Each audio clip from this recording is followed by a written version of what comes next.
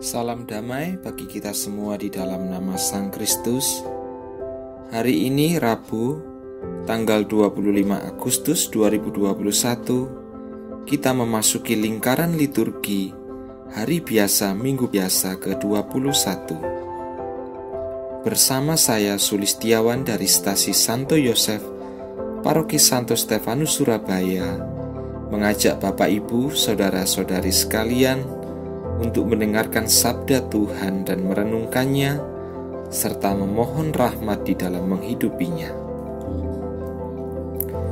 Bacaan pertama pada hari ini diambil dari 1 Tesalonika pasal 2 ayat 9 sampai dengan 13. Bait pengantar Injil diambil dari 1 Yohanes pasal 2 ayat 5. Dan bacaan Injil pada hari ini diambil dari Injil Matius pasal 23 ayat 27 sampai dengan 32. Maka marilah Bapak Ibu, saudara-saudari yang terkasih, kita siapkan hati dan akal budi kita untuk masuk di dalam doa. Dalam nama Bapa dan Putra dan Roh Kudus. Amin.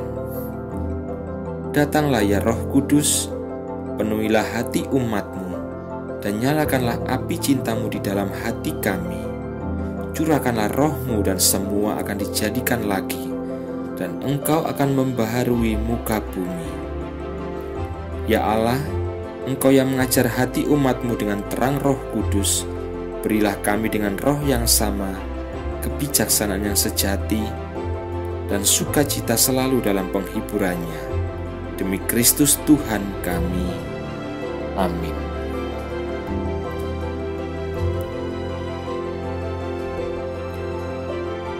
Semoga Tuhan beserta kita, sekarang dan selama-lamanya. Inilah Injil Yesus Kristus menurut Matius. Dimuliakanlah Tuhan. Celakalah kamu, hai ahli-ahli Taurat dan orang-orang Farisi. Hai kamu orang-orang munafik, sebab kamu sama seperti kuburan yang dilabur putih, yang sebelah luarnya memang bersih tampaknya, tetapi yang sebelah dalamnya penuh tulang belulang dan berbagai jenis kotoran. Demikian jugalah kamu. Di sebelah luar kamu tampaknya benar di mata orang, tetapi di sebelah dalam kamu penuh kemunafikan dan kedurjanaan. Celakalah kamu, hai ahli-ahli Taurat dan orang-orang Farisi.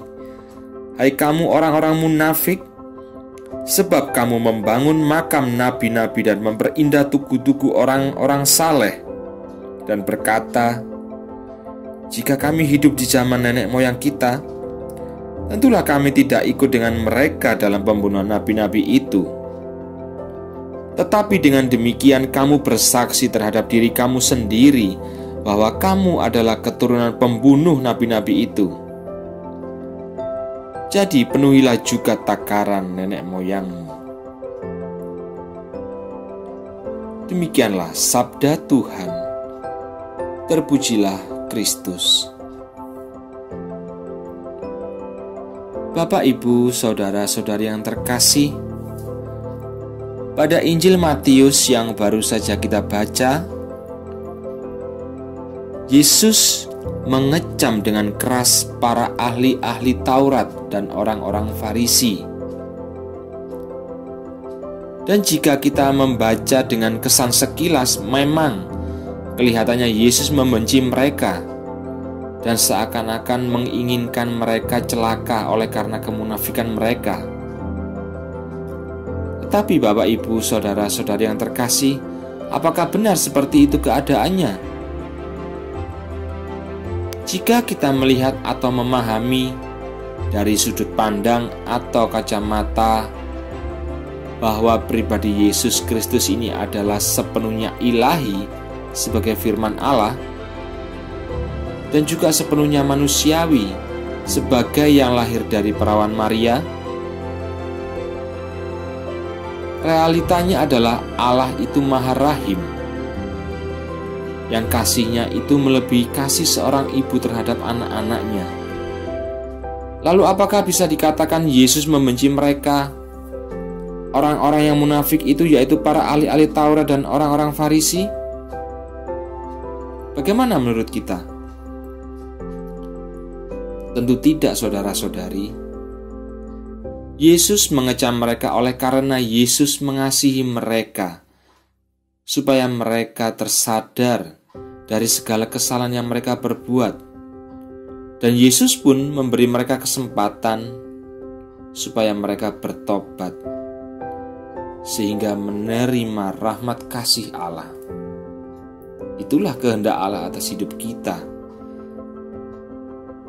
sebagai orang yang berdosa. Bisa kita baca pada 2 Petrus 3 ayat 9. Dan hal ini pun juga dilakukan oleh Rasul Paulus dalam mewartakan Injil keselamatan kepada gereja di Tesalonika. Rasul Paulus adalah benar-benar hamba Tuhan yang sejati, yang tidak mengharapkan imbalan apapun yang bisa membebani jemaat, melainkan oleh karena kerajaan Allah.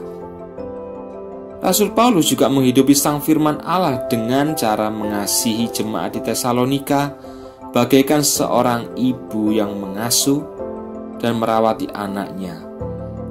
Hal ini nampak jelas bahwa kasih Allah sungguh sudah sempurna di dalam diri Rasul Paulus, karena Rasul Paulus menyatu di dalam Yesus Kristus, karena telah menghidupi sang sabda Allah sendiri, seperti pada bacaan pengantar Injil pada hari ini.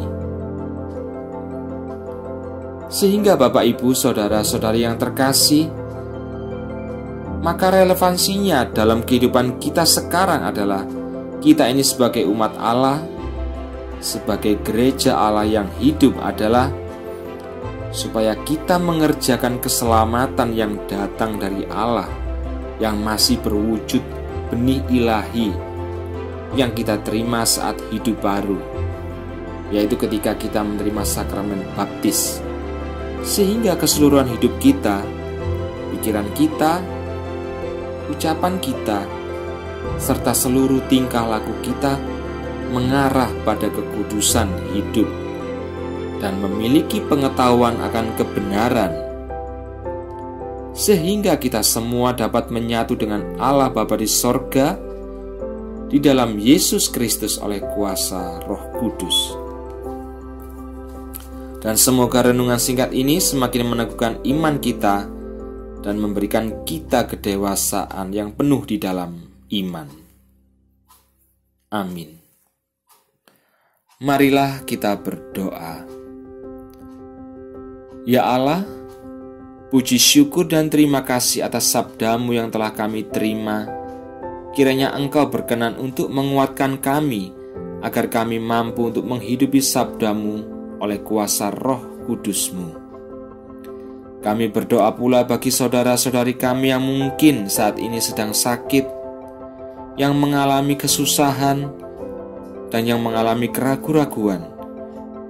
Kiranya rahmat rohani yang datang daripada-Mu senantiasa menguatkan kami semua, agar kami mampu untuk bangkit dari keterpurukan dan sakit penyakit kami, baik secara jasmani maupun rohani kami.